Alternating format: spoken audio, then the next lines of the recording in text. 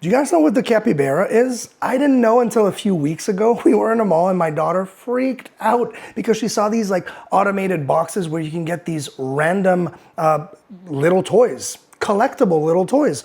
I was like, this is a thing. This is actually a thing. So I'm really excited to see what I'm going to get, because at first I got the box and I'm like, oh, I'm getting this little guy. My wife was like, well, we don't know what you're getting. I was like, okay. So it is a surprise. So we're gonna open it up.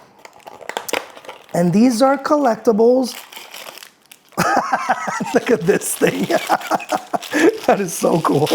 It is super cute. Look at this guy riding the crocodile. I think it's a crocodile. Yep, it is.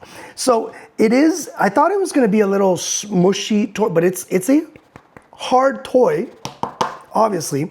Plastic, so yeah, you can have a little bit more of a, but really nice colors. I love the fact that you do have collectibles with this. So you do have like kind of the whole range of different ones. You never know which ones you're gonna get. I think that's a pretty cool idea. And then yeah, you're probably gonna I'm assuming you're trading this with your friends and things like that. So yeah, it's adorable, but I think the whole concept behind it is even better.